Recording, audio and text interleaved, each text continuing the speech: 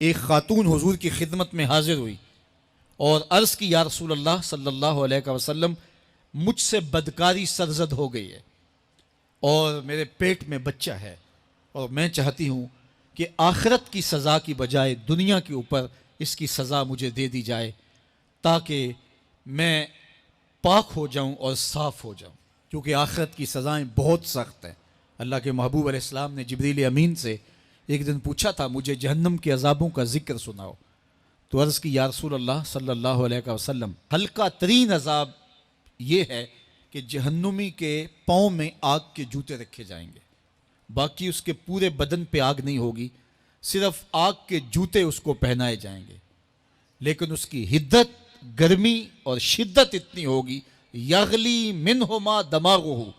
اس کی شدت سے اس کا دماغ پگھل کر ناک اور کانوں کے ذریعے سے باہر آنا شروع ہو جائے گا۔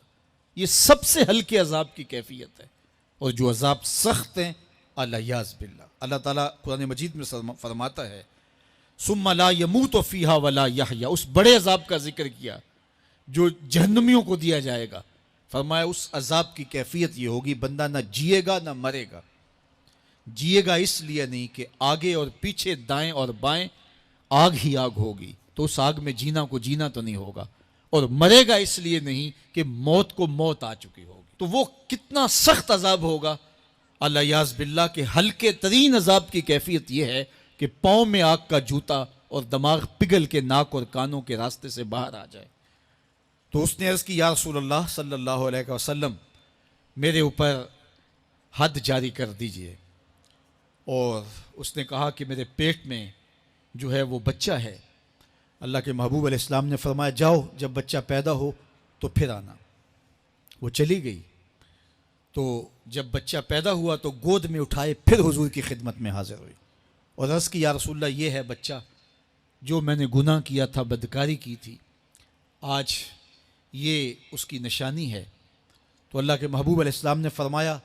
کہ اسے لے جاؤ اور اسے دودھ پلاؤ، اور جب یہ کچھ کھانے پینے لگ جائے گا تو پھر آنا۔ کچھ دنوں کے بعد وہ دوبارہ حاضر ہوئی اور اس نے اس بچے کے ہاتھ میں روٹی کا ٹکڑا دیا ہوا تھا، اور عرض کی یا رسول اللہ دیکھ لیجئے اب یہ روٹی کھانے لگ گیا ہے۔ اللہ اکبر۔ تو اللہ کے محبوب نے فرمایا انہیں لے جاؤ اور جا کے انہیں سنگسار کر دو۔ اس کی یہ حد بنتی تھی، اس کو سنگسار کیا اور اس نے خود یہ سزا اپنے لیے قبول کی۔ تو یہ بات ذہن نشین کیجئے کہ یہ وہ لوگ تھے کہ جن سے کبھی کوئی گناہ سرزد ہو جاتا تو وہ جلد توبہ کرتے، اور اس کی بڑی سے بڑی حد اور سزا بھی ہوتی تو وہ بھی کاٹنے کے لیے تیار ہو جاتے۔ میں اور آپ دیکھیں کہ ہماری زندگی میں اگر گناہ ہیں اور ہمیں سچی توبہ کی توفیق بھی نصیب نہیں ہے تو پھر ہم سوچ لیں کہ ہم کہاں کھڑے ہیں۔ دیکھیے اللہ دلوں کے بھید جانتا ہے۔ سچی توبہ یہ ہے کہ جو کیے پر ندامت ہو اور آئندہ نہ کرنے کا عزم مصمم ہو،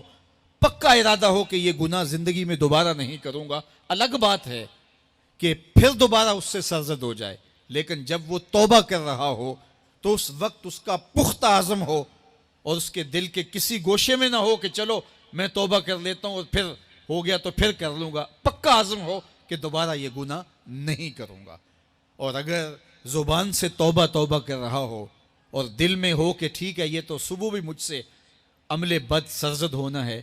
تو اللہ تعالیٰ سے یہ مذاق کرنے والی بات ہے، اور اللہ تعالیٰ سے جو مذاق کرتا ہے وہ کہاں کھڑا ہے وہ خود سوچ لے۔ وہ کیا کسی نے کہا تھا کہ توبہ کی پھر توبہ کر کے توڑ دی، میری اس توبہ پہ توبہ توبہ توبہ کر اٹھی۔ تو ایسی توبہ نہیں ہے کہ جو رسماً کسی مجلس میں چلے گئے، کسی اجتماع میں چلے گئے تو سب لوگوں نے توبہ توبہ کی تو وہ بھی توبہ توبہ کرتا رہا، لیکن اس کا عزم مصمم پختہ ارادہ نہیں تھا گناہوں کو چھوڑنے کا، تو یہ توبہ نہیں، یہ مذاق ہے۔ اس لیے اللہ کے حضور سچی توبہ یہ ہے کہ ما قبل کے گناہوں سے